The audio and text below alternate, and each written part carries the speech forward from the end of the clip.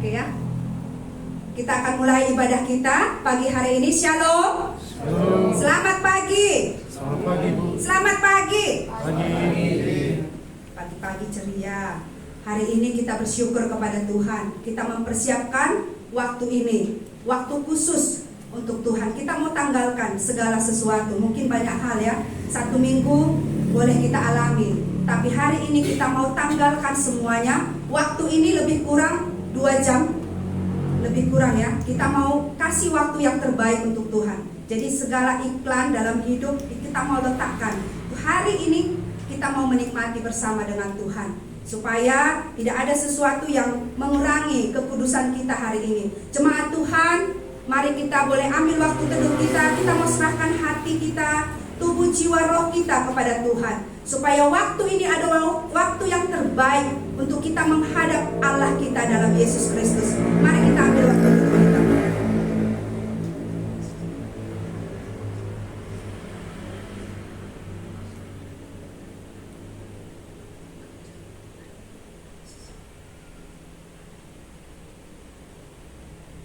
Amin.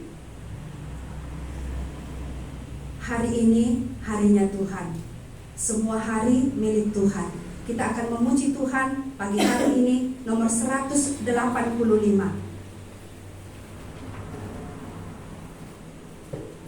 Jemaat kami undang untuk bangkit berdiri. Lagunya pasti hafal ya. Ini lagu sekolah minggu nih. Kita bertepuk tangan. Hari ini milik Tuhan. Aku mau serahkan tubuhku, jiwa dan rohku kepada Tuhan.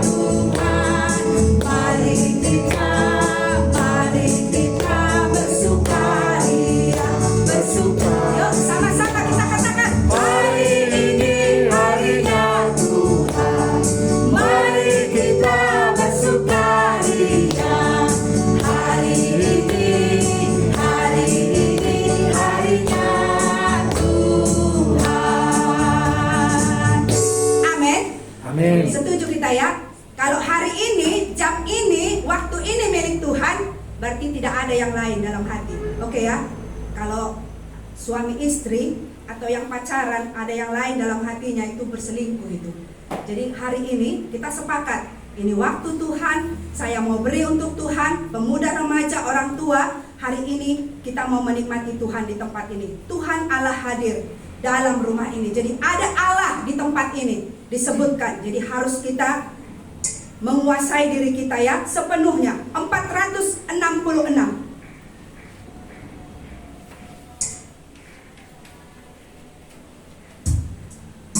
Tuhan Allah Tuhan memperhatikan kita hari ini. Bagaimana kita datang kepada Tuhan.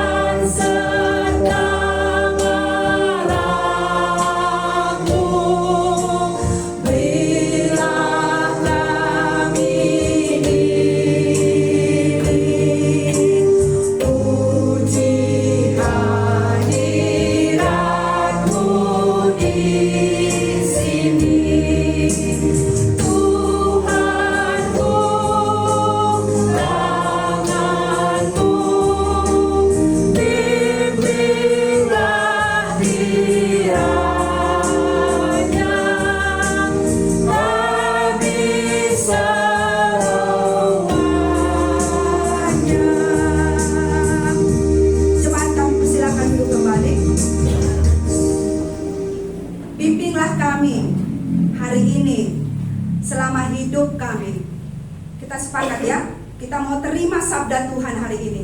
Ada firman Tuhan yang akan kita dengar melalui saat teduh, khotbah minggu, supaya hari ini kita dibangunkan. Mungkin udah ada yang capek, letih lesu, berbeban berat, tapi firman Tuhan berkata, kasihilah Tuhan Allahmu dengan segenap hatimu, dengan segenap jiwamu, dengan segenap akal budimu, dengan segenap kekuatanmu. Tuhan minta semua loh. Hari ini kita mau kasih waktu itu untuk Tuhan. Tuhan gak minta satu, Tuhan minta semuanya. Tubuh jiwa roh kita. Kita akan memuji Tuhan. Setelah ini kita akan berdoa 477. Kapan kita terakhir melihat langit? Ada banyak ya ciptaan Tuhan di sana, bintang, bulan. Tapi Tuhan kok perhitungkan kita. Begitu luasnya bumi ini. Lebih kurang 8 miliar katanya penduduk bumi hari ini. Tapi Tuhan memilih kita. Bersyukur ya. Berapa jiwa hari ini yang memiliki rasa hormat kepada Tuhan. Kalau hari ini, waktu ini, kita lebih baik dari bintang-bintang. Padahal dia punya sinar loh, menerangi bumi ini. Tapi Tuhan memperhitungkan saya dan saudara. Mari kita nyanyikan lagu ini sebagai bentuk penghormatan kita. Tuhan, terima kasih, begitu indahnya bintang, bulan di langit. Bintang-bintang itu bercahaya, tapi Tuhan melihat aku. Tuhan, mulialah namamu.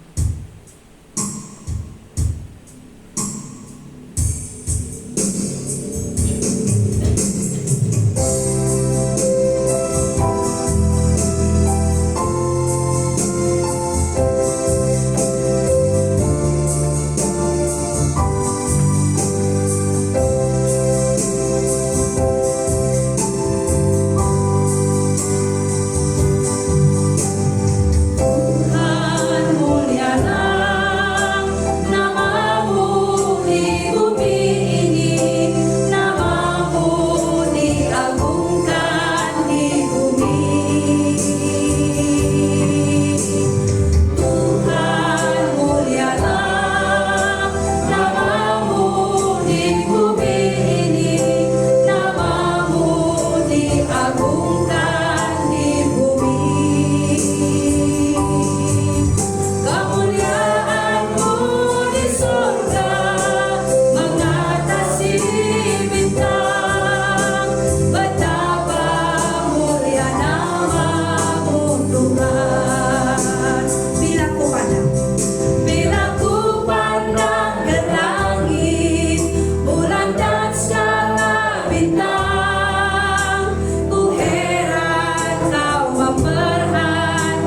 Tuhanku.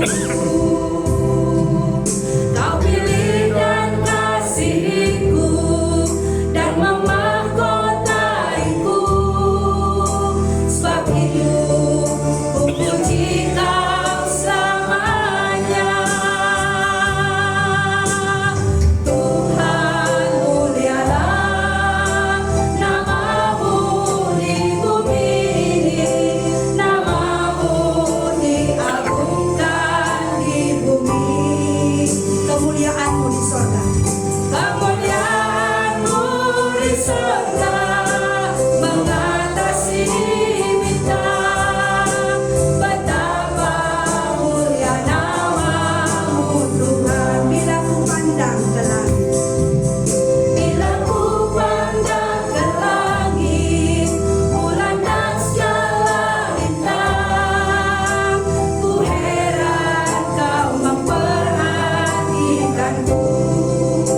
Kau pilih dan kasihi, Kau pilih dan kasihiku dan memahkotaiku. Sebab itu ku puji Kau selamanya. Tuhan mulialah nama-Mu di bumi ini, nama-Mu diagungkan di bumi. Kemuliaan-Mu di sorga mengatasi bintang. Betapa mulia nama-Mu Tuhan. Kita bersatu dalam doa. Terpuji dan termulialah Engkau ya Allah kami, Tuhan yang menjadikan kami, Tuhan yang memilih kami, dan Tuhan juga yang memakai kami. Kami bersyukur Tuhan, pagi hari ini biarlah kami bersepakat mengasihi Tuhan, memberi diri kami. Kami mengasihi-Mu dengan segenap jiwa kami, dengan segenap akal budi kami, dengan segenap kekuatan kami, supaya hari ini sungguh kami menghormati Tuhan Allah yang telah memilih kami. Begitu banyak ya Tuhan hal-hal yang indah di langit, tetapi Tuhan memandang kami. Biarlah hari ini kami menyadari siapakah kami di hadapan Tuhan, sehingga Tuhan memilih kami, sehingga kami sungguh sangat menghormati Engkau untuk pemilihan-Mu dalam hidup kami. Karena sesuatu yang kekal Tuhan sediakan bagi kami. Tidak ada hal-hal yang lebih berharga daripada segala kemuliaan yang akan Tuhan berikan bagi kami. Itu janji Tuhan, karena keselamatan itu telah Tuhan berikan bagi kami. Kami bersyukur ketika kami mendengar firman, kami memahami, kami mengenal Tuhan bukan karena kekuatan kami, tetapi oleh karena anugerah Tuhan kami boleh diselamatkan. Kami mengerti kitab suci, kami meyakini Engkau adalah Allah yang menjadikan langit dan bumi, dan Engkau Allah yang telah menyelamatkan kami dalam Yesus Kristus. Terima kasih Tuhan, biarlah ini menjadi pujian kami tiap-tiap hari, sehingga apapun yang kami hadapi di bumi ini, tubuh kami sering sakit, ada kelemahan, kami sering sekali ya Tuhan terjatuh dalam segala sesuatu. Tuhan memberi kami kekuatan, Tuhan tidak membuang kami, Tuhan tidak meninggalkan kami. Ada banyak hal yang kami hadapi, segala sesuatu pergumulan dalam kehidupan, ya Tuhan kami hadapi terus sepanjang kami hidup di bumi ini. Tapi sampai hari ini kami punya kekuatan oleh karena Tuhan ada bersama dengan kami. Tuhan biarlah kami berani memegang janji-Mu, supaya tubuh kami memiliki kekuatan semangat yang baru tiap-tiap hari untuk datang kepada Tuhan, untuk hidup berkenan bagi Tuhan.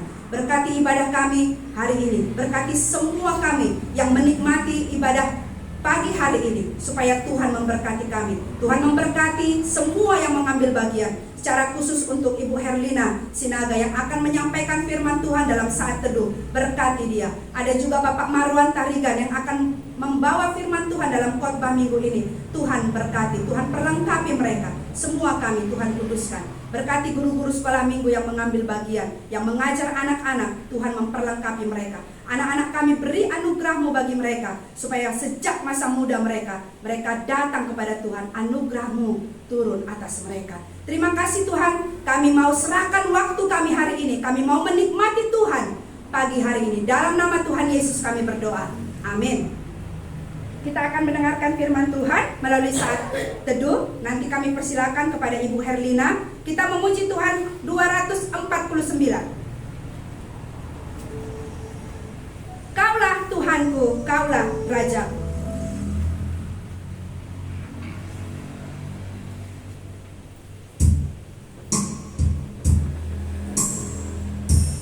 Setelah lagu ini kami serahkan kepada Ibu Herlina.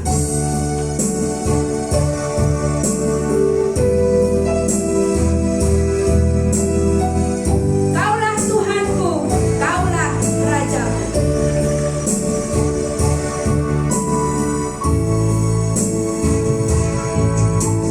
Kaulah Tuhanku, Kaulah Rajaku. Kau yang termulia, Kau yang termulia di bumi dan di surga. Ku sembah Kau Tuhan, ku sembah Kau Tuhan, ku puji, ku muliakan nama-Mu. Ku sembah Kau Tuhan, ku sembah Kau Tuhan, ku puji, ku muliakan nama-Mu. Kaulah Tuhanku.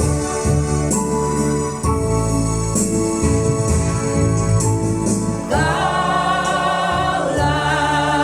Tuhanku, Kaulah Rajaku.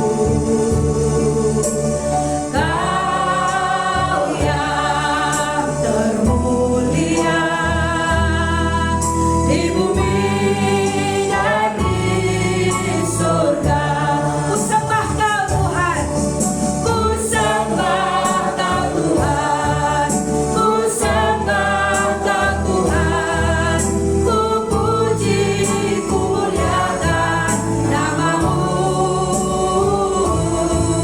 Ku sembah Kau Tuhan, ku sembah Kau Tuhan, ku puji, ku muliakan nama-Mu.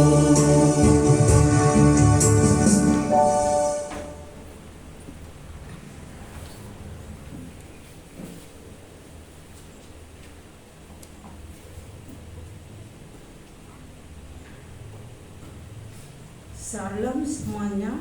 Salam. Iya. Kalau saat ini kita belajar saat teduh bersama-sama, kita buka Markus 12.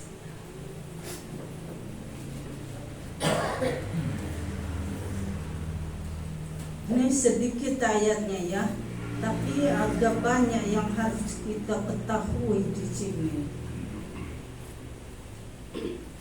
Kata Tuhan, tambahkanlah pengetahuanmu kepada iman.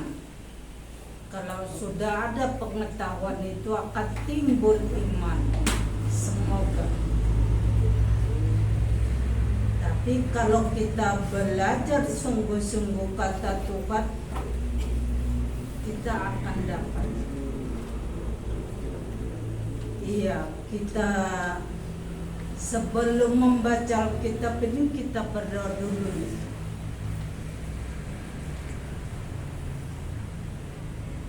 Bapa di surga, Allah yang kami kenal dalam Kristus Yesus, terima kasih Tuhan kalau Tuhan mengumpulkan kami lagi di sini untuk belajar firman Tuhan melalui Alkitab ini.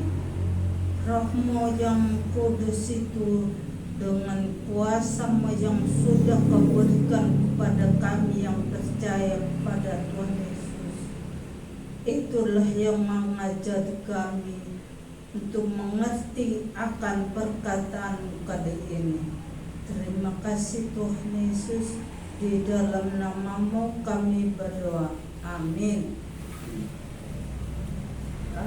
Kita buka ya Markus 12 ayat 35 sampai 37, cuma 3 ayat ini.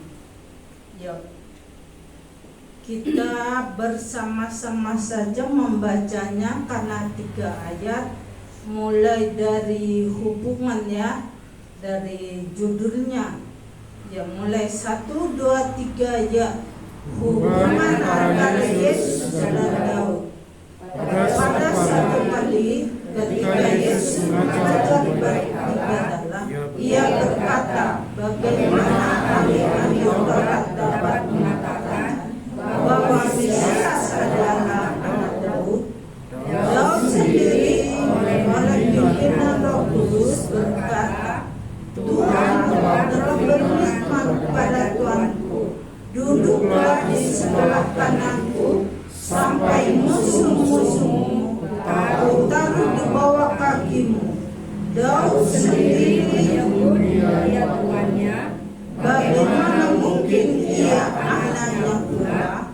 Orang banyak yang besar jumlahnya mendengarkan dia dengan penuh minat. Iya. Dari judulnya kita udah tahu isinya ya. Hubungan antara Yesus dan Daud. Cuma 2 tokoh ini yang dibahas di sini, antara Yesus dan Daud. Kalau hubungannya di sini kan banyak kita tahu ya, hubungan anak. Tadi MC dan Kibodis kita tahu hubungannya, hubungan anak dan hubungan ibu. Ada juga di sini hubungan antara suami dan istri. Ada juga hubungan kakak beradik. Nah, itu banyak sekali hubungan. Tapi kita bicarakan sekarang hubungan antara Yesus dan Daud. Kayak mana sih hubungan mereka ini? Pasti sebelumnya kalau kita sudah belajar Alkitab lebih dalam, kita tahu hubungannya ini apa. Saya hanya mengulangi apa yang kita tahu, mensetelkan atau konsep kita bersama gitu aja. Iya, kita lihat di sini hubungan antara Yesus. Kita tahu Yesus siapa ya? Yesus itu adalah Allah yang turun dari sorga untuk menebus dosa manusia. Akulah jalan, kata Tuhan, dan akulah jalan kehidupan hidup, dan akulah kebenaran, kata Tuhan. Tidak ada yang sampai kepada Bapa kalau tidak melalui aku. Berarti ada 2 pribadi, Bapa dan Anak. Kita lihat di sini, Daud ini siapa ini? Ya, ini anak sekolah minggu apa kali nih? Hafal kali nih. Ayo Bet, apa siapa nih Daud ini?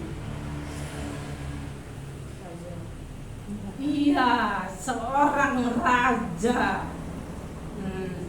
Raja yang kedua yang dipimpinnya adalah bangsa Israel. Kalau Raja pun Daud, dia bilang, ini ayat 36 ya, kita lihat. Kenapa Daud ini bilang Yesus itu adalah Tuhanku? Iya, kita lihat kalau hubungan mereka ini, kalau Daud secara lahiriah, secara jasmaniah itu Yesus itu anak Daud. Dan kita tahu bersama-sama kalau Yesus ini adalah Allah, dia sudah lama di di sorga. Dan Daud, kenapa Daud? Bartolomeus, kita tahu ya Bartolomeus ya. Bartolomeus, Yesus anak Daud kata. Aduh. Bartolomeus mengenal Yesus itu anak Daud.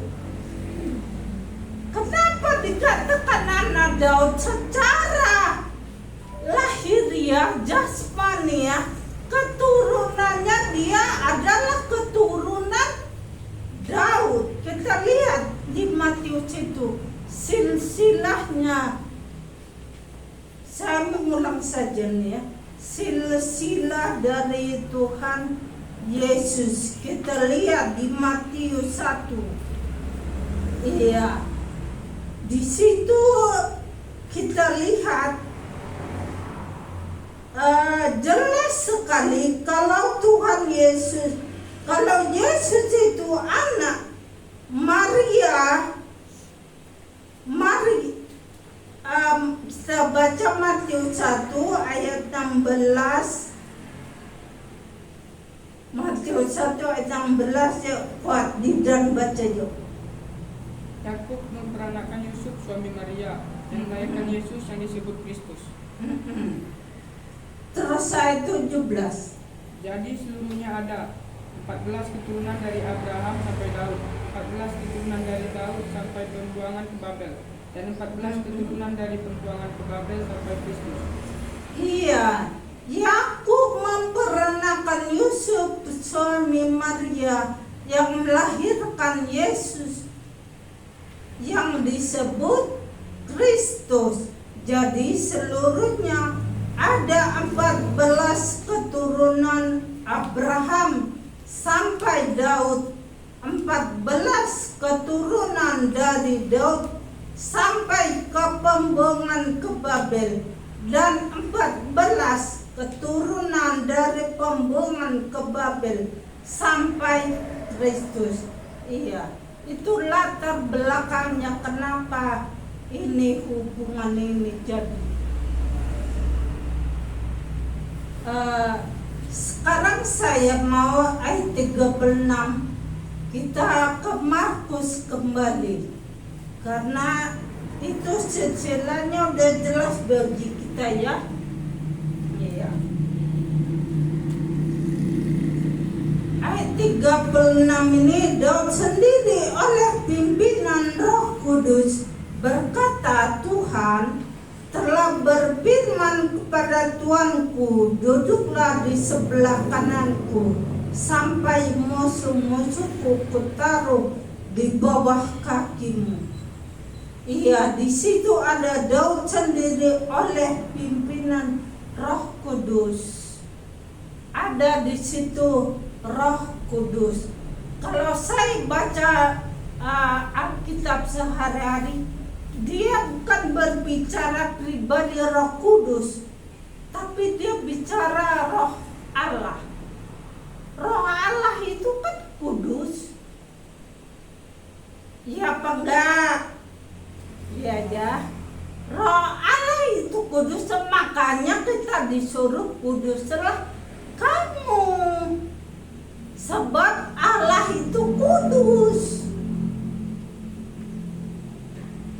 Ini di sini kalau kita berbicara pribadi Roh Kudus, saya nggak ikut sih, cuma saya nonton YouTube-nya.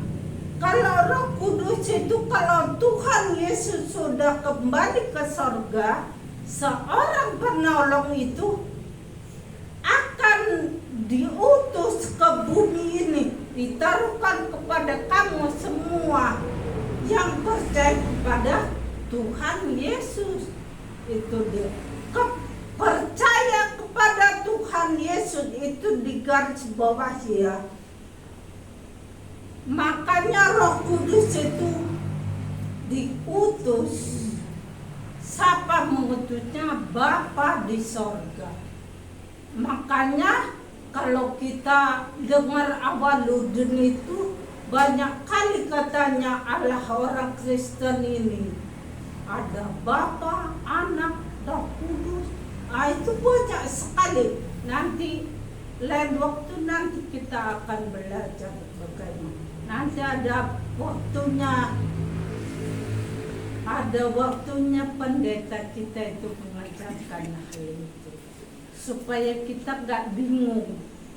Kalau saya ya mungkin ada kita beberapa yang gak bingung lagi, tapi ada yang bingung. Kok banyak kali Allah ini pun. Tapi satu itu katanya Roh Allah itu kudus. Makanya kita kudus. Supaya apa nakku? Supaya kita berkenan kepada Bapa. Supaya kita ngerti kehendak Bapa itu. Nanti kita belajar ini pasti ini. Nggak ada lagi nih kalau apa nggak pasti, ini pasti ini nanti kita belajar macam mana Allah itu pasti. Iya,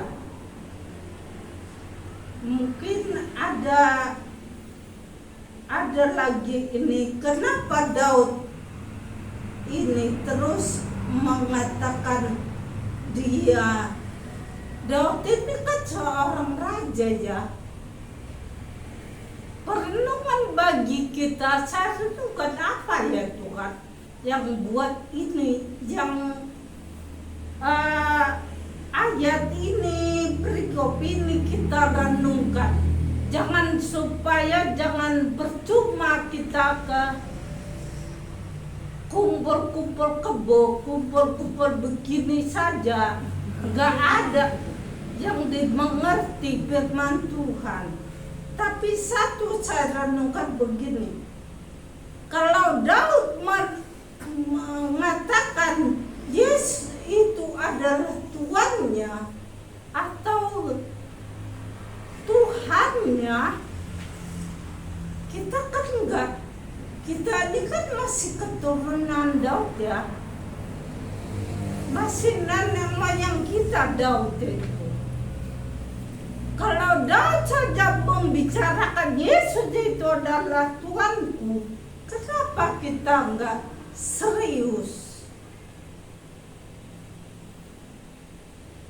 Kenapa kita mengatakan ini tidak? Tapi enggak ya, ini ada perenungan gitu ya.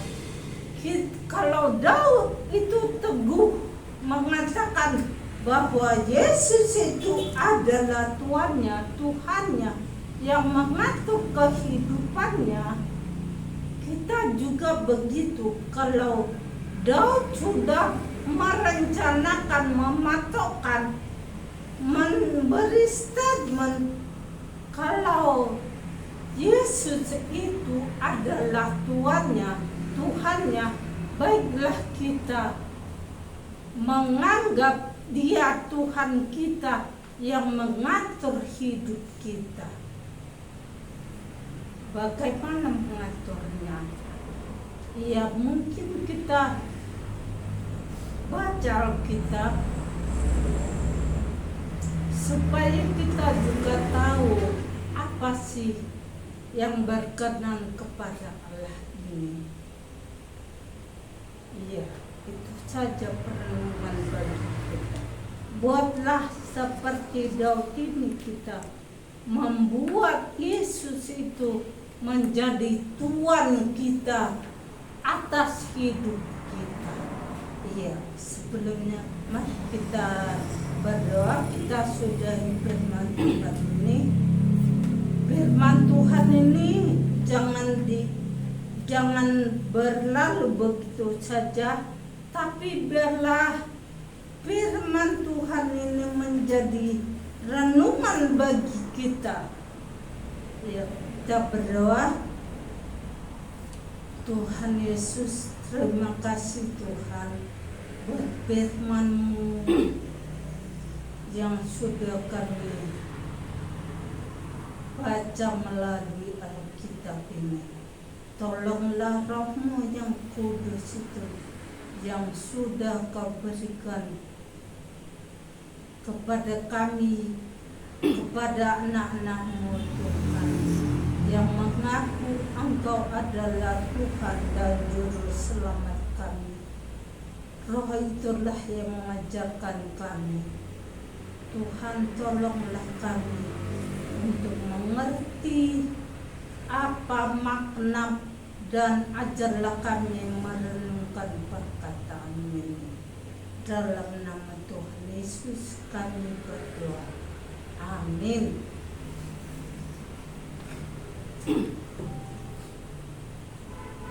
Kami serahkan selanjutnya.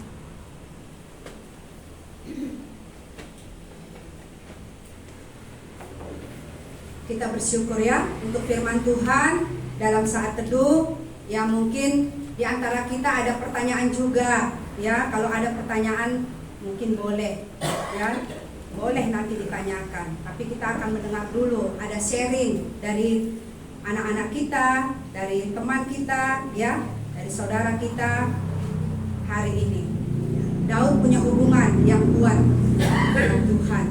Dia memanggil Juru Selamat itu sebagai tuannya. Berarti Daud sadar betul kalau dia seorang hamba, sekalipun dia seorang raja ya. Kalau raja kan jadi tuan di bumi ini sebenarnya.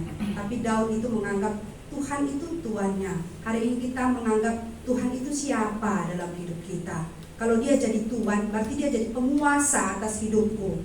Gak berani aku hidup sembarangan, gak berani aku bergerak sembarangan, gak berani aku berbicara atau apapun ya. Karena ada Tuhan yang melihat kehidupan kita, yang memonitor. Supaya hari ini kita kembali diingatkan bahwa Yesus itu Tuhan. Mari kita jadikan dia menjadi Tuhan dalam hidup. Supaya bagaimanapun kalau kita mungkin agak bergeser, kita tahu kita kembali pulang kepada Tuhan kita. Kita akan mendengar sharing untuk hari ini. Ada Didan, ada Yosia, dan juga ada Nande Jessica. Jadi supaya berurut ya, Didan dulu, baru nanti ada Bang Yosi, baru Mama Jessica yang akan sharing bagi kita hari ini. Sebelum itu kita memuji Tuhan dulu, bernyanyi 244. Kau Allahku yang adil ya. Jadi Allah yang disembah oleh Daud sama Allah yang kita sembah hari ini dalam Yesus Kristus. Dia adil, dia berkuasa, dia Juru Selamat.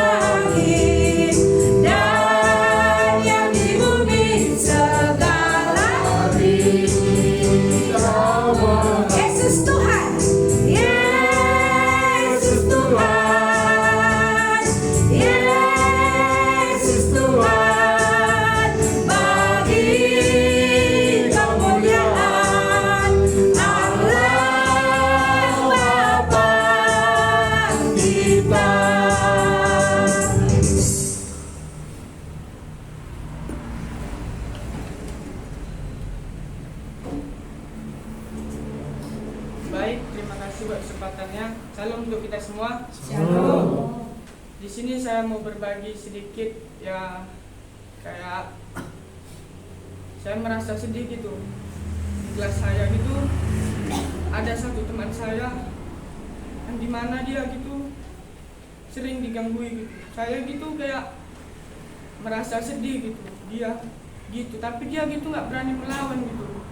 Saya merasa sedih dia gitu, digituin, dan saya cuman bisa bilang sama teman saya yang ganggu dia gitu, jangan gitu, kasihan dia gitu. Nggak mungkin saya ikut campur dengan urusan mereka gitu ya kan. Dia pun orangnya kayak gimana gitu, nggak mau, susah gitu diajak bergaul, diajak ngomong pun susah gitu. Misalnya kita duduk situ samping dia kan, ya cuman kita aja yang nanyain dia gitu, dia nggak mau nanyain kita gitu. Dari kelas 10 sampai kelas 11 sekarang semester 2 ini ya gitu-gitu aja, dia nggak ada perubahannya gitu. Sampai semalam berapa hari yang lalu dia ya kayak digangguin lagi lah sama teman saya gitu, dijepret pakai karet gitu. Pertama dia gitu ya marah gitu doang gitu, ya sabarlah dia. Baru yang beberapa kalinya gitu saking marahnya dia ngadu lah dia ke BK. Itu pun dia yang jepret tadi pun panik juga dia gitu, dihadangnya dia ke BK karena udah dia yang buat, dia juga yang panik gitu. Saya pun merasa kayak mana gitu, dia di situ pun nggak mau gitu dia ngelawan, tetap sabar dia gitu. Apa mungkin dia karena takut atau gimana, anak ini pikir begitu. Saya merasa kasihan ya gitu, saya mengalami kasih daripada hati saya, yang daripada Tuhan gitu mengasihi sesama. Dan ada juga ayat yang menguatkan saya gitu waktu dia gitu diganggu sama teman saya gitu. Mazmur 103 ayat 13 sampai 14 begini bunyinya, seperti Bapa yang sayang kepada anak-anaknya, demikian Tuhan sayang kepada orang-orang takut akan Dia. Dia itu ya tidak seagama gitu sama kita gitu, tapi saya kasihan gitu sama dia. Saya doakan juga lah dia gitu ya. Walaupun kita nggak saudara sama dia, nggak beriman gitu, tapi kita lebih saudara daripada sama dia gitu. Kita doakan juga tolong dia gitu. Kita tolong doa sama Tuhan gitu. Saya merasa sedih gitu. Mana kalau dia yang ganggu, misalnya dia gitu yang ganggu ini tadi gitu, kayak mana juga lah dia gitu. Dia nggak merasa gimana.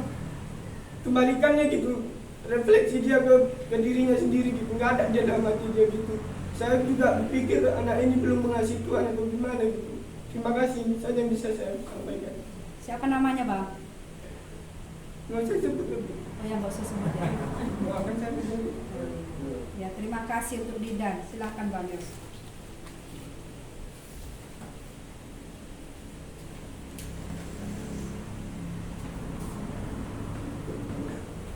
Baik, terima kasih atas kesempatannya. Shalom buat kita semua. Shalom. Hari ini saya akan sharing beberapa pengalaman saya pada saat saya PKL di Bukit Lawang. Nah, yang kita tahu kan Bukit Lawang ini bisa dibilang tempat pariwisata gitu, banyak yang hal-hal yang nggak bagus ya lah menurut saya di sana. Di sana tempat minum-minum, banyak juga yang narkoba, berandalan pun banyak di situ. Pergaulan-pergaulannya ibaratnya di sana bebas lah. Karena memang di sana pun nggak ada yang melarang untuk hal-hal itu, karena memang tempat untuk pariwisata. Jadi pada saat Yosi PKL di minggu pertama, dari hal pekerjaannya dulu, karena ini kan Yosi bisa dibilang PKL kedua, jadi tuntutan dari kampus itu hanya untuk fokus pada manajemen data sama manajemen pekerjaan. Nggak ada lagi kayak untuk terjun ke lapangan, entah pekerjaan-pekerjaan di lapangan. Tapi yang buat Yosi nggak enak ini karena asisten dari kebun Bukit Lawang sana, dia nggak mau cuman kayak fokus ke manajemennya gitu, cuman untuk fokus ke pekerjaan-pekerjaan kantor gitu. Dia pengen kami pun ikut juga di lapangan lagi, padahal kami juga udah menjelaskan kami udah menjalankannya di PKL kedua. Jadi sejak dengar itu kayak Yosi dalam hati, padahal udah Yosi jalani itu, masa mau dijalani lagi? Karena memang Yosi rencana setiap minggu balik itu untuk rumah. Jadi kayak nggak bisa lah aku balik ini tiap minggu jadinya gitu. Yosi bingung juga, nanti gereja kayak mana, nanti di sana cemana mau ibadah gitu. Yang Yosi kesalnya dari pekerjaannya itu Yosi wajib sama teman-teman Yosi wajib ikut yang namanya ada kegiatan grading gitu, kayak mensortir buah dari lahan ke PKS. Jadi itu harus diikuti sampai jam 7 malam gitu. Jadi kayak berat kan rasanya Yosi untuk melakukan itu. Lihat kawan-kawan Yosi pakai yang lain itu yang satu kelas gitu, kami tanya-tanya, memang nggak ada kegiatan untuk di lapangan karena memang arahan dari kampusnya. Selama 3 hari Yosi melakukan kegiatan itu kayak lelah gitu rasanya ban gitu, jadi sakit karena nggak ada sukacita kayak mengerjakannya hal-hal itu, karena udah kesal aja terus dalam hati karena nggak ada lagi orang lain, nggak ada kayak gini, kenapa kami harus kayak gini gitu. Tapi ada satu ayat juga yang menguatkan Yosi itu dari 1 Korintus 6 ayat 14, lakukanlah segala pekerjaanmu dalam kasih. Karena di situ Yosi juga sempat sakit.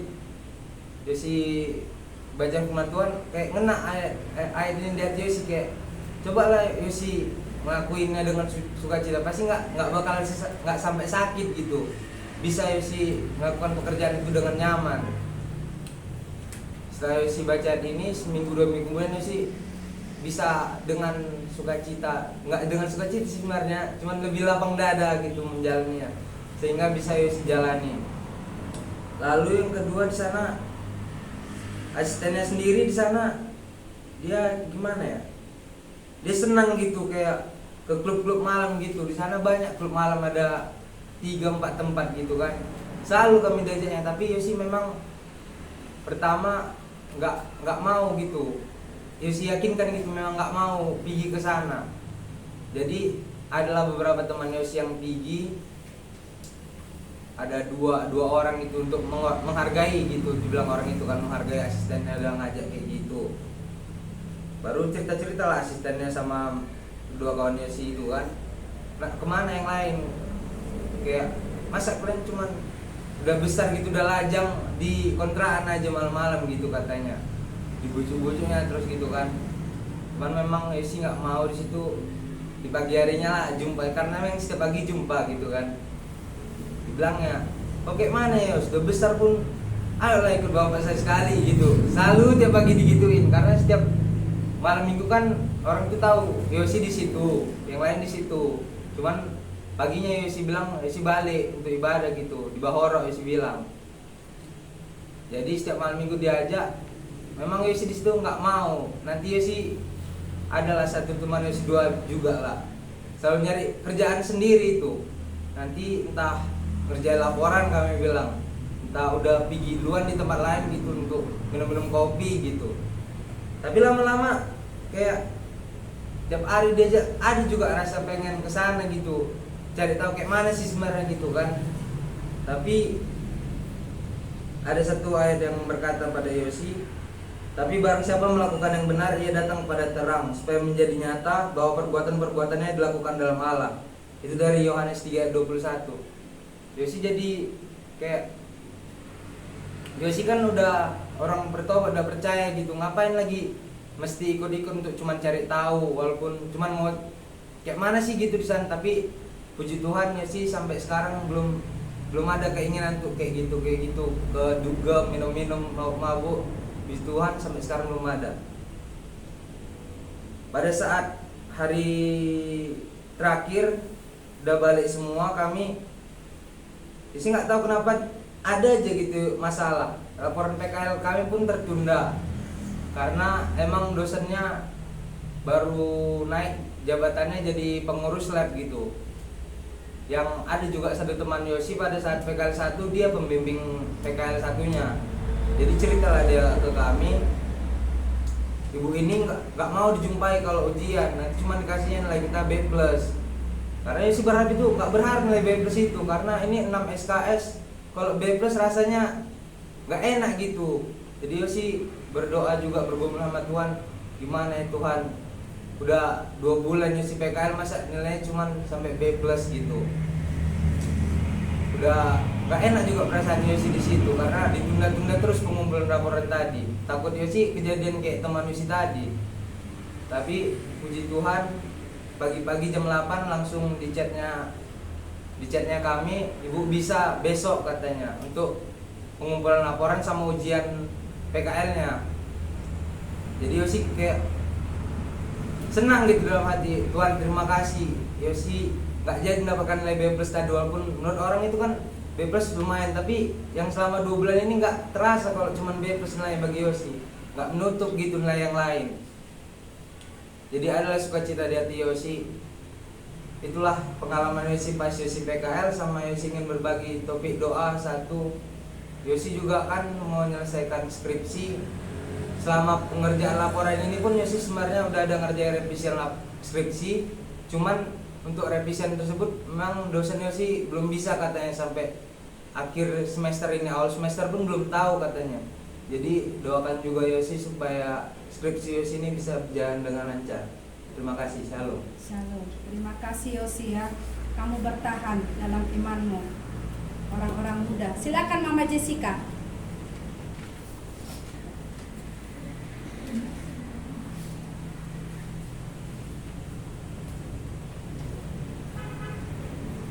Shalom. Shalom. Terima kasih buat kesempatannya.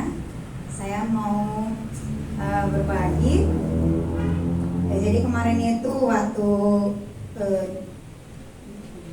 minggu yang lalu pas sama kakak Niel ditanya, karena kan beberapa bulan kan udah berhenti, udah berhenti nggak mentoring gitu kan. Jadi ditanya bagaimana perbedaannya katanya. Kemarin kan udah berhenti kita berapa bulan, bagaimana perbedaannya Mama Jessica, katanya gitu. Ya saya menjawabnya dengan jujur, ya jujur aja, ya dengan jujur saya bilang ya adalah yang kurang. Ketika di mentoring itu kan ada sharing, ada penguatan yang tiap-tiap minggu dikerjakan, itu menolong bagi saya gitu kan.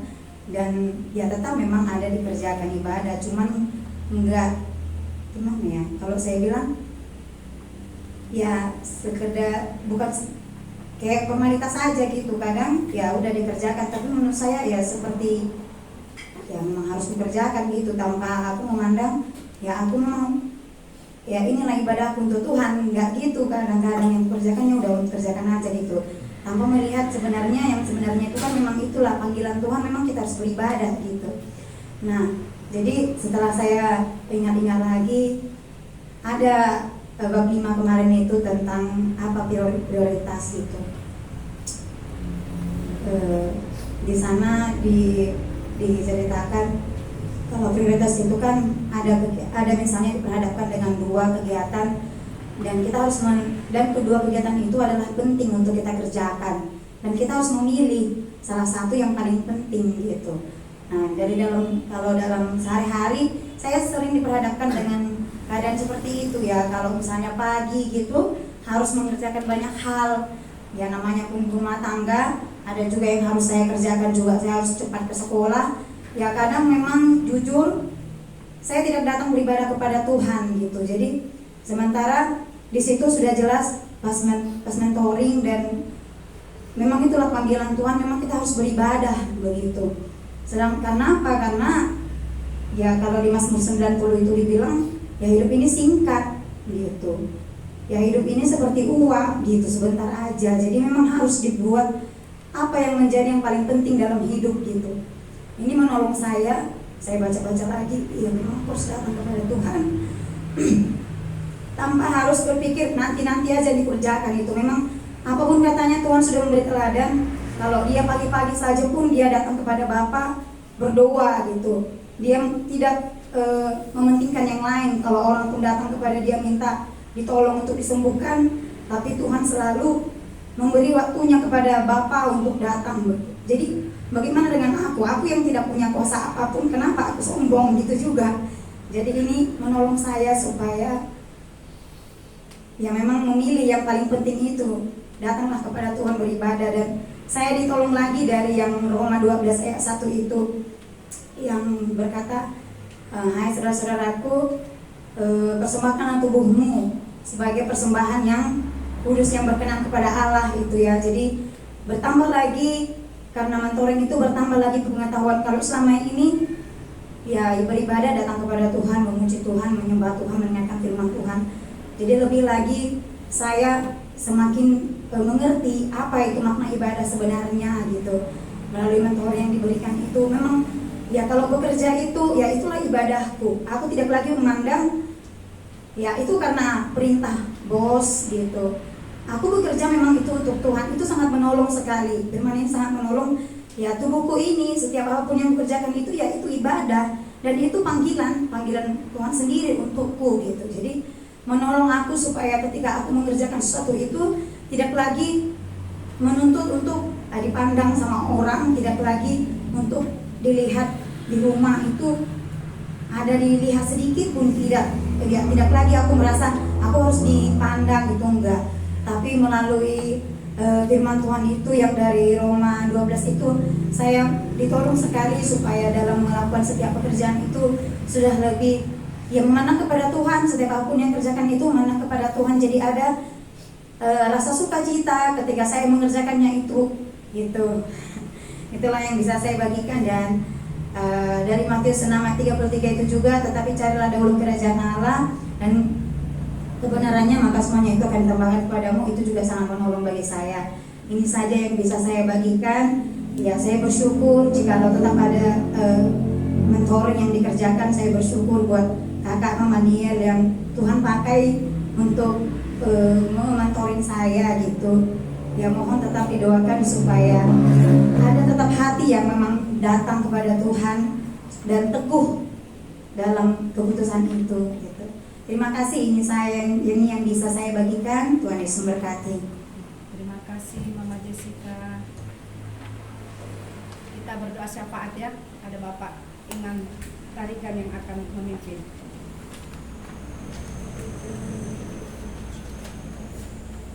Terima kasih. Kita buka warta kita lihat pengumuman dan doa. Untuk bagian A-nya ada kegiatan dan doa jemaat dalam 1 minggu. Untuk hari Minggu seperti biasa kita beribadah jam 8:30 pagi untuk ibadah pengembalaan anak dan dewasa. Dan untuk minggu ini setelah selesai ibadah jam 11 nanti kita akan melakukan pemeriksaan kesehatan bagi jemaat dan dilanjutkan dengan rapat jemaat yang akan dilakukan dimulai jam 1 siang.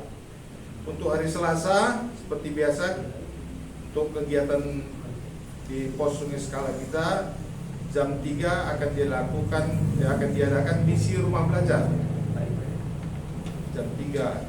Dan hari Rabu ada persekutuan pemuritan remaja itu jam 5, dan dilanjutkan persekutuan doa pemuritan jam 7.30 setengah 8, lalu dilanjutkan jam setengah 9 persekutuan training pelayan atau PTP.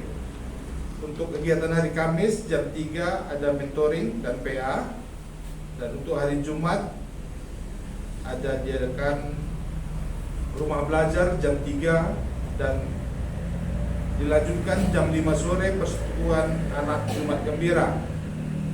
Untuk hari Sabtu jam 4 diadakan persiapan ibadah pengembalaan untuk minggu depannya, untuk minggu besoknya.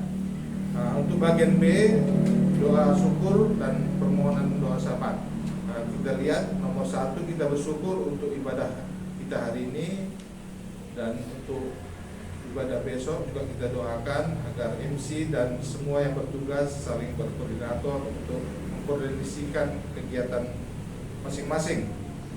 Untuk nomor 2 kita doakan persekutuan jemaat yang telah kita adakan, ada pelayanan, pemuritan, ada pasutri, ada juga untuk pemuda remaja dan anak Jumat Gembira. Nah, kita doakan juga untuk koordinator, setiap koordinator agar persekutuan yang ditangani ini akan diberi hikmat dan keberanian untuk melakukan dengan baik. Dan yang keempat ada doa persekutuan pemuda remaja minggu depan ya, doa persekutuan pemuda remaja yang pertama kali ya tahun 2024 ini ya. Nah, Untuk yang kelima, kita doakan untuk sewa kontrakan rumah ibadah kita ini supaya Tuhan mencukupkannya. Dan yang terakhir, kita berdoa untuk Jemaat RS. Dan nanti setelah ibadah siang ini kita akan sebelum rapat kita makan siang bersama berjamuan kasih. Untuk petugas-petugas untuk minggu depan ada di bagian D itu bisa kita baca, yang bertugas supaya mempersiapkan diri, mempersiapkan tugas-tugasnya masing-masing. Ada kita baca situ ya. Untuk minggu depan ada yang berkhotbah Bapak Nadia, dan untuk teduh saya sendiri. Nah, untuk MC dan musik ada Mila dan Ike. Ya, sekian kita berdoa. Ya Tuhan, kami bersyukur ya Tuhan, di mana sampai saat ini juga kami terus merasakan pimpinan Tuhan, kasih Tuhan dalam setiap hidup nafas kami. Dan kami juga bersyukur di mana tadi anak-anak kami telah menceritakan bagaimana kebaikan Tuhan pada mereka.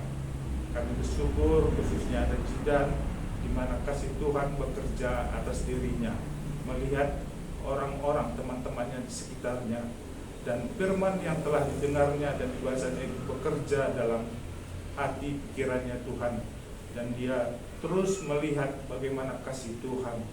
Tuhan, kami juga berdoa untuk anak kami Yosi, di mana dalam kehidupannya sehari-hari juga dia bisa berpegang teguh atas firman yang telah dia dengar dan dia baca itu.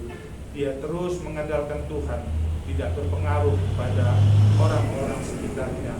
Kami juga berdoa untuk saudara kami Mama Jessica juga, dia juga bisa merasakan bagaimana orang yang percaya itu akan merasa kekurangan jika seperti biasa tidak dilakukannya baik hubungannya dengan Tuhan.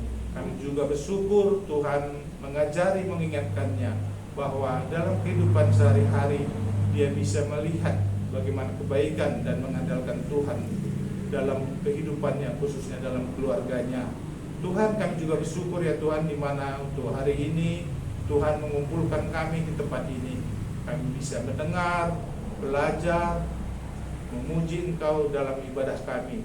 Kami juga bersyukur di mana anak-anak Tuhan juga bisa berkoordinasi satu sama lain untuk melaksanakan ibadah pengembalaan ini.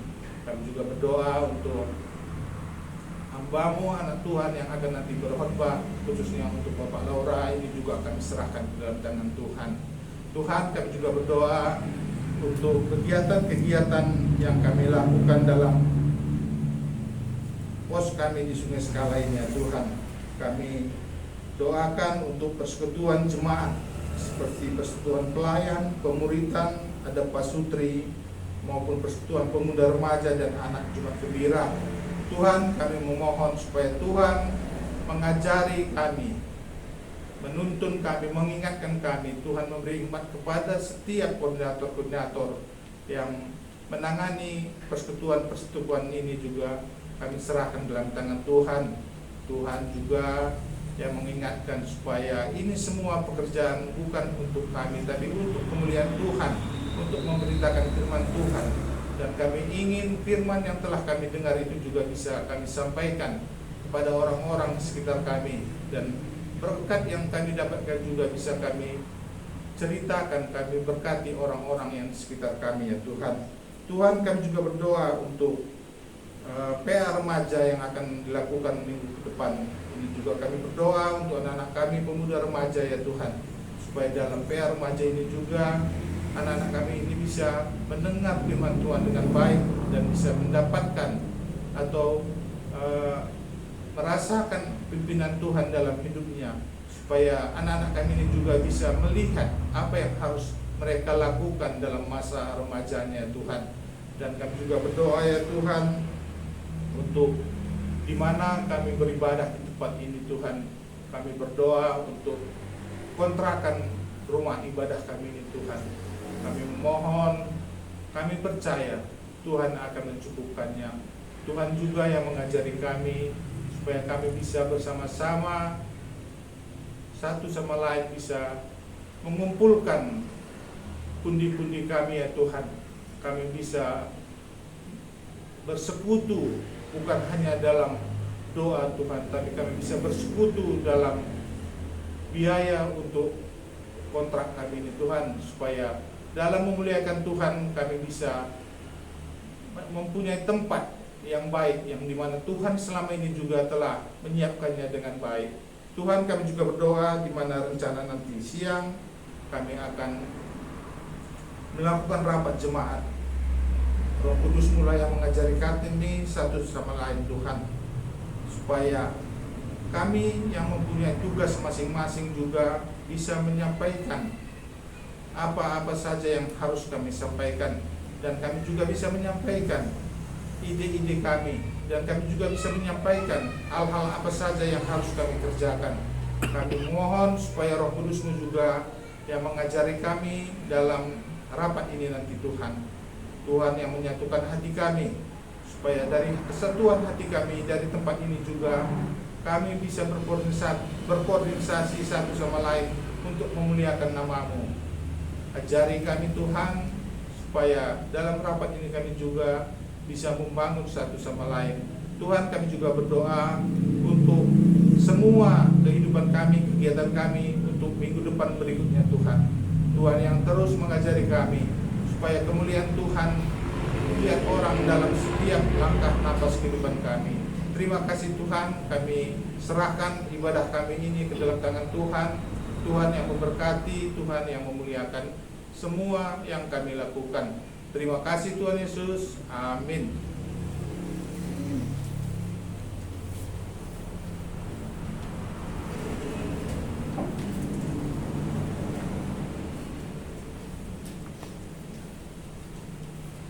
Kita akan mendengarkan firman Tuhan, ya, satu sesi lagi dalam khotbah minggu. Nanti akan dibawa oleh Bapak Marwan Tarigan. Kita boleh gerakkan tubuh kita ya. Mungkin sudah berapa jam kita lalui duduk diam di tempat ini. Biarlah hari ini juga Roh Tuhan bekerja ketika mendengar hati kita menerima kebenaran firman Tuhan. Kita kembali disegarkan dan dibangunkan. Jemaat, kami undang untuk bangkit berdiri. Kita persiapkan hati kita kembali, ya, menjadi satu tabung yang kosong, supaya diisi kembali dan kita kembali menerima itu. Kita memuji Tuhan 233. Setelah lagu ini kami serahkan kepada Bapak Marwan untuk boleh membawa firman Tuhan dalam khotbah minggu ini. 233. Karena begitu besar kasih Allah.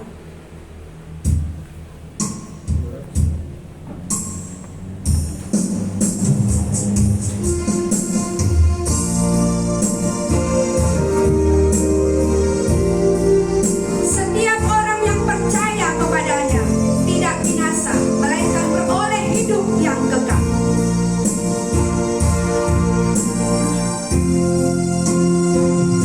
Karena begitu besar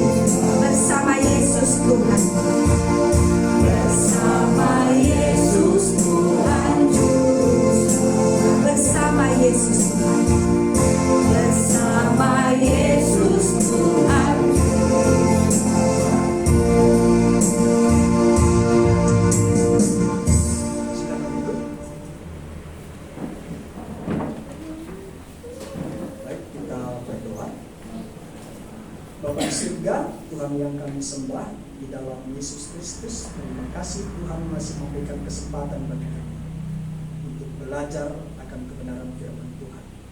Kiranya Engkau yang menolong kami di dalam waktu yang singkat ini, supaya tambah pengertian kami akan kebenaran firman Tuhan, dan kami hidup di dalam kebenaran itu. Berkati kami semuanya Tuhan. Dalam nama Yesus kami berdoa dan mengucap syukur. Amin. Ya, temanya kepastian keselamatan dan kehidupan. Sudah pasti ya? Sudah pasti ya? Kalau sudah pasti, ya siaplah. Kan sudah pasti. Ya kan? Sudah pasti diselamatkan. Seperti lagu kita tadi. Setiap orang yang percaya tidak akan binasa. Baik, mari kita buka dulu Yohanes. Yohanes pasal yang ke-10 ayat yang ke-27 sampai 30. Kita akan baca secara bergantian. Yohanes 10 ayat 27 sampai 30.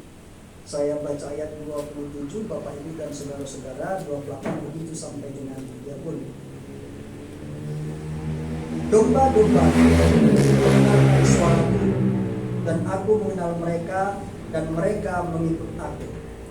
Dan aku memberikan hidup yang kekal kepada mereka, dan mereka pasti tidak akan binasa sampai selama-lamanya, dan seorang pun tidak akan merebut mereka dari tanganku.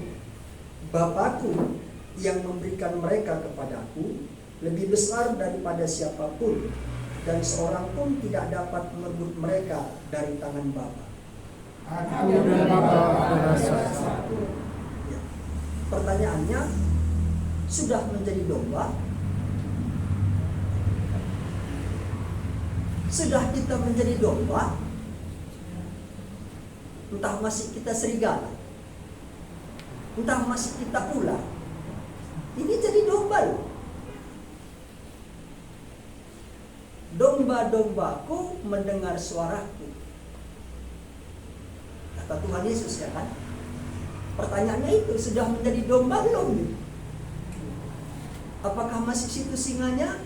Apakah masih situ ularnya? Kita domba. Kenapa domba ya? Saya akan melihara domba nih. Domba itu memang hewan yang paling penurut. Domba adalah hewan yang paling penurut. Makanya dari jauh pun saya, kenyang pun dia pasti ngembek. Dia kenal pemiliknya. Tuhan tadi bilang begitu, domba-dombaku mendengar suaraku. Tidak hanya cukup mendengar rupanya, mengenal dan mengikut. Makanya karakter kita ini sudah menjadi domba atau belum? Kalau sudah menjadi domba, kita sudah ngikut nih. Kan ini kepastian keselamatan. Ini kan Yesus sendiri yang benar. Ini Yesus sendiri yang benar.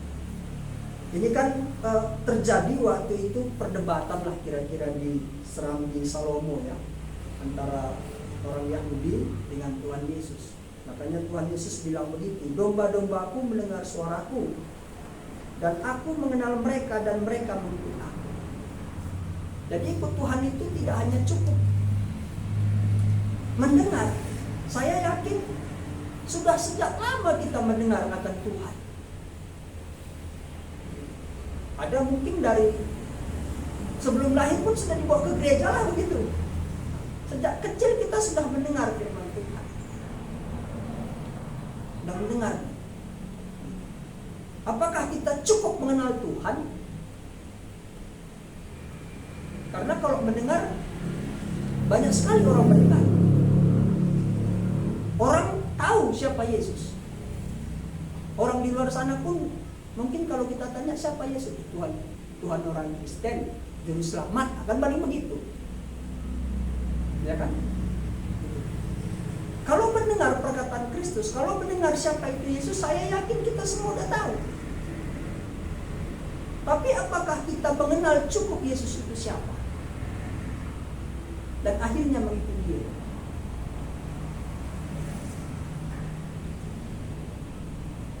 Karena setiap orang yang datang kepada Yesus tidak akan kebuang, itu kata Tuhan.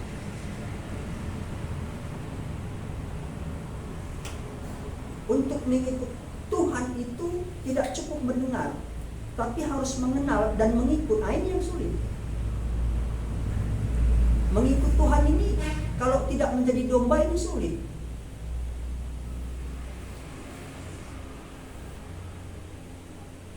Kadang-kadang kan di mulut kita sudah mengaku, tapi hati kita kadang-kadang berontak. Kadang-kadang mungkin ada pergumulan hidup, itu kan kadang-kadang kita mikiri gitu. Sudah serahkan sama Tuhan. Makanya kadang-kadang ya mungkin doa kita sudah dijawab oleh Tuhan. Karena kita mengandalkan akal pikiran kita. Makanya ada perkataan kan, ketika kita berdoa, kita menyerahkan kepada Tuhan, kita angkat tangan, ya Tuhan turun tangan. Tapi kita berdoa, kita angkat tangan, mau turun tangan lagi kita tuh. Makanya Tuhan nggak mau campur tangan. Ini kan persoalan karakter ya. Tadi anak-anak muda saksian. Nah ini, Tuhan bilang ada kepastian. Yesus sendiri menjamin itu. Menjamin kalau hidup yang kekal saja Tuhan jamin, apalagi cuma hidup yang di bumi ini. Itu yang saya mengerti di sini. Ayat yang ke-28 dikatakan begini. Aku memberikan hidup yang kekal kepada mereka, dan mereka pasti tidak akan binasa sampai selama-lamanya. Seorang pun tidak akan merebut mereka dari tanganku. Ayat yang ke-29 dikatakan, Bapakku yang memberikan mereka kepadaku. Rupanya Bapa sendiri yang menarik kita. Ketika kita menerima Yesus itu, Bapa itu menarik kita.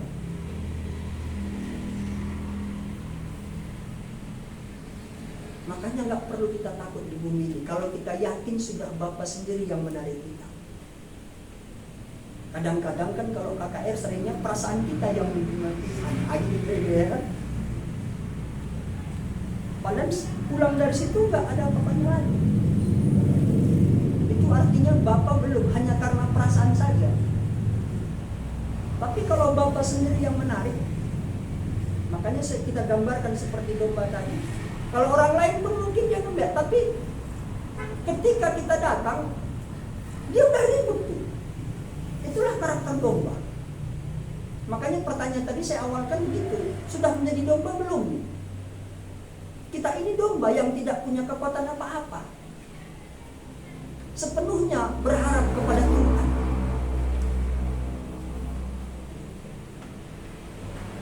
Makanya firman Tuhan itu kadang-kadang aneh. Masa kan domba taruh di tengah-tengah serigala? Apa sih kekuatannya? Mustahil kan? Domba di tengah-tengah serigala itu. Tapi Tuhan mau membentuk kita, mau membuat kita supaya kita menyerahkan diri sepenuhnya. Kalau keselamatan itu pun Dia jamin, apakah yang lain tidak Tuhan jamin? Masalahnya kita mengenal dan mengikut. Itu seringkali kan kita ini hanya sampai mendengar, mengenal, nggak ngikut. Artinya ngikut apa perkataan Tuhan itu kan sulit untuk kita kerjakan hari ini, ya kan? Kita lebih sering mengandalkan otak kita yang kecil ini. Kita tahu Allah itu besar, kita tahu Allah itu maha kuasa, tapi kan seringkali otak kita yang berpikir, adilah bagai, hendak menyerahkan sepenuhnya. Tapi bukan tidak berarti kita nggak boleh pula berpikir, kan begitu ya? Karena Tuhan kasih pikiran itu untuk dilakukan juga. Itu yang membuat bahwa jaminan itu ada. Bapakku yang memberikan mereka kepadaku lebih besar daripada siapapun. Kalau Allah Bapa sendiri yang mengangkat kita, memberikan kita kepada Yesus, bukankah tidak ada lagi yang perlu kita khawatir? Makanya dipastikan di situ. Dan seorang pun tidak dapat merebut mereka dari tanganku. Aku dan Bapa adalah satu.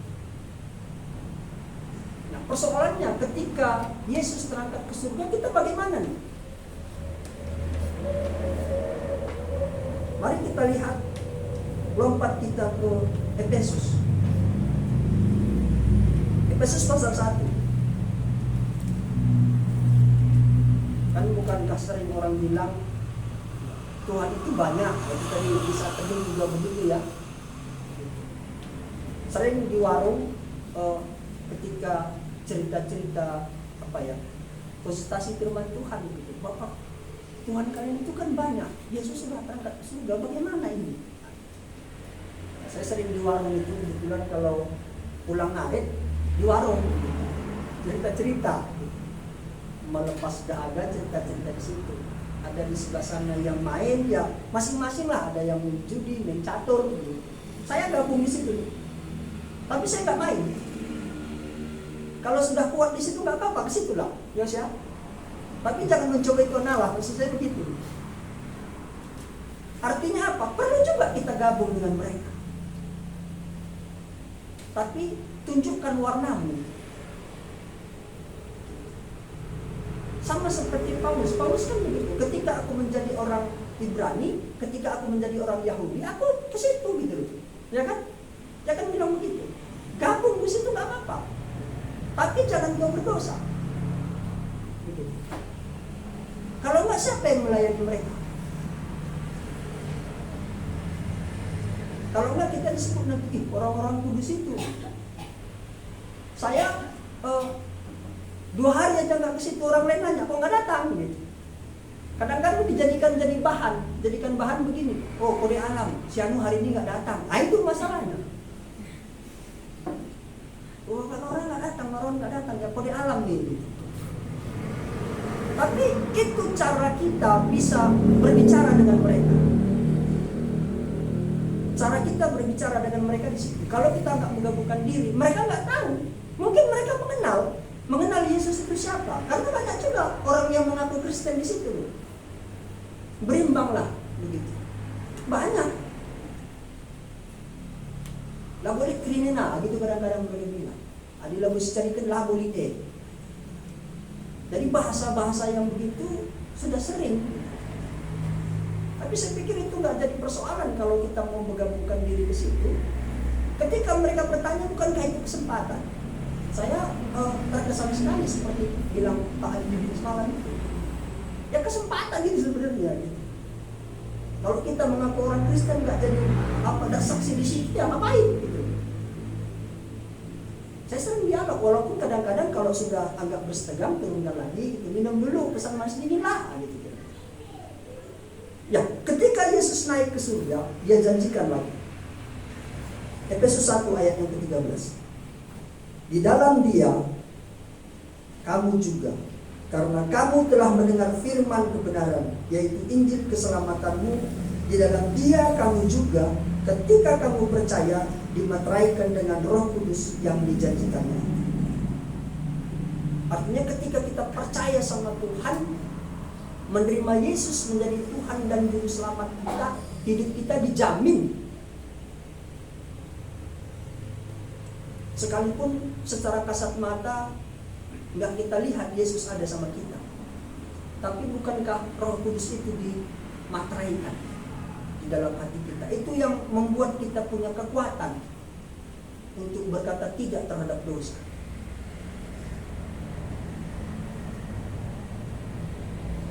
Kan secara kasat mata ini nggak ada Yesus, nggak kita lihat gitu.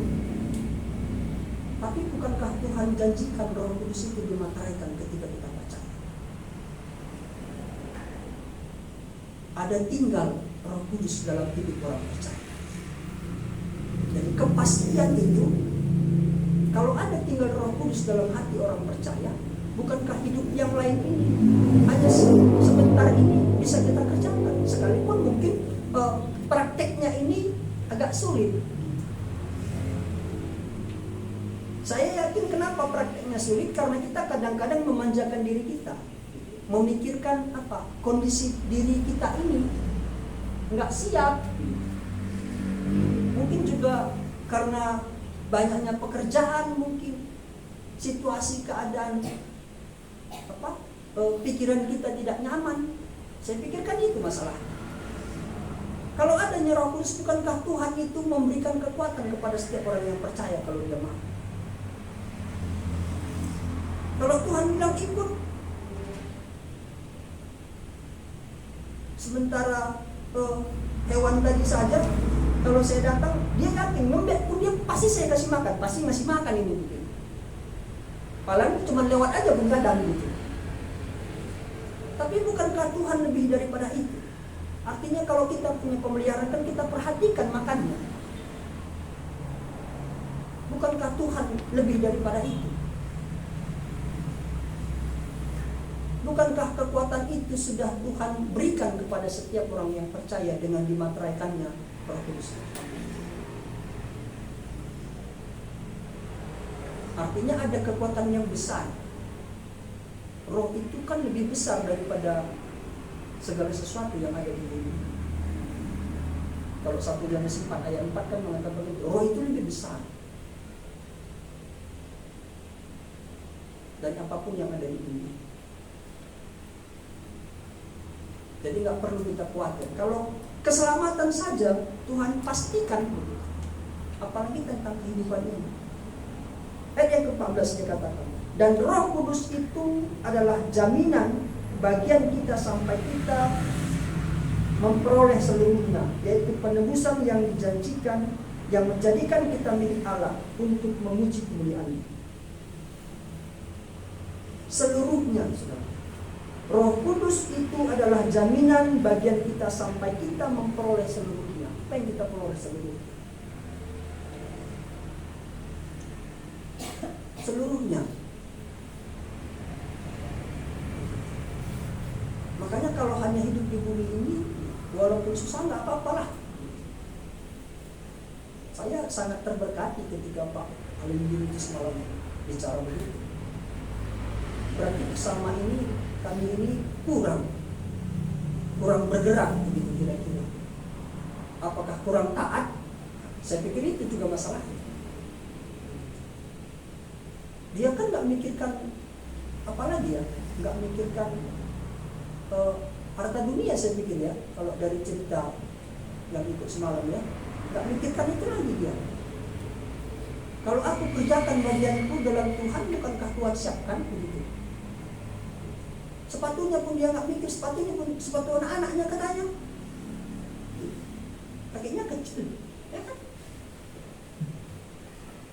Saya sangat tersanjung. Baju pun nggak masalah sama dia. Baju 5.000 pun nggak apa-apa katanya, yang penting baju. Orang kan nggak tahu. Artinya bukan sok gitu, enggak sedikit. Tapi begitulah dia meyakini bahwa Yesus itulah kekuatannya.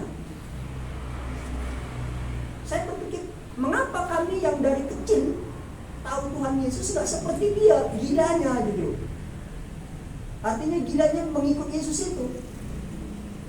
Kita kan malu nih. Sebenarnya kita malu. Kita akui, kita malu sebenarnya. Dia lebih giat. Kenapa ya orang-orang yang dari luar sana lebih giat? Ya kan? Padahal kita tahu Yesus itu jaminan. Yesus itu adalah kekuatan. Yesus itu adalah Tuhan sendiri yang menjamin hidup kita.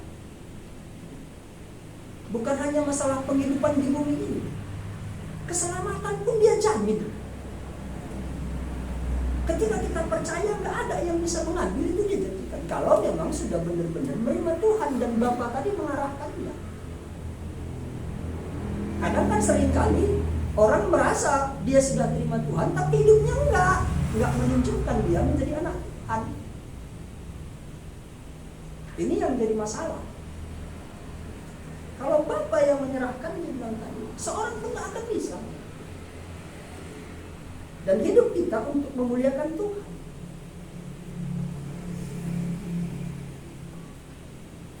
Nah, persoalannya itu tadi, kita tidak cukup hanya mendengar, tidak cukup hanya mengenal, tapi mengikut.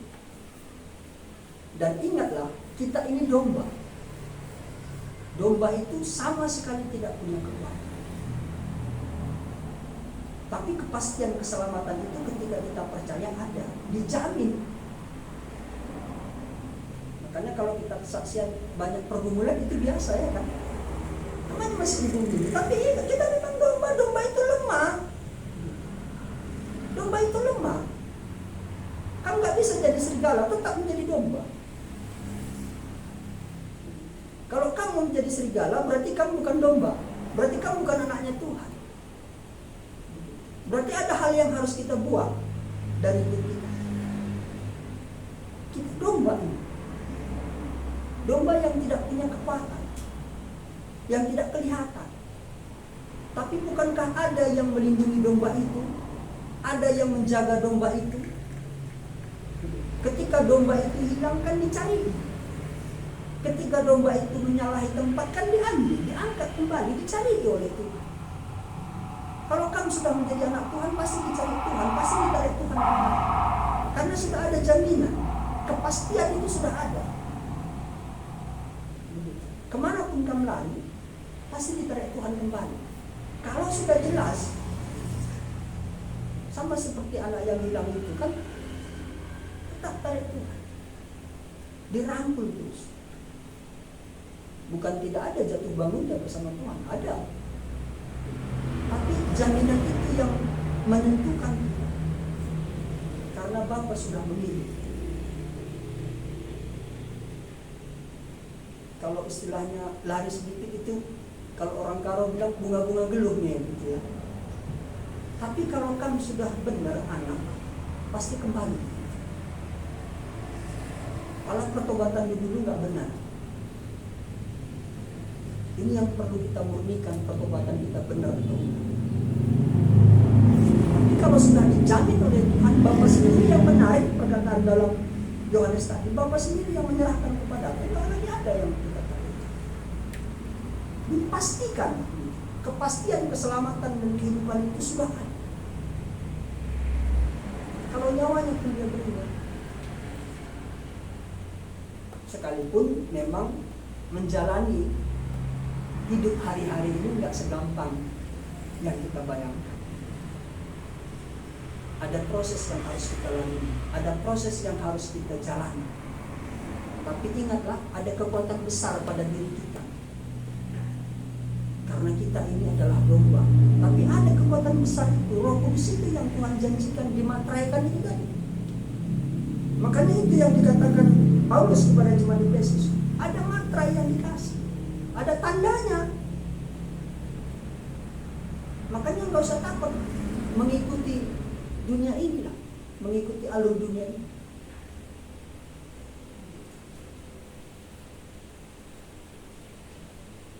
Kayak Yusuf tadi nggak apa-apa sekali-kali coba, tapi harus sudah buat. Mana tahu di situ ya? Mana tahu karena di situ kau bisa menginjili manajermu tadi kan bisa juga itu. Jangan-jangan dipakai Tuhan itu, nggak apa-apa Mbak Isa. Kalau dia ditutup sekali-sekali ya kan, sama manajernya itu, mana tahu di situ bisa loh. Loh, di Jawa dulu ada cerita begini, DKI juga. Dia penjudi berat.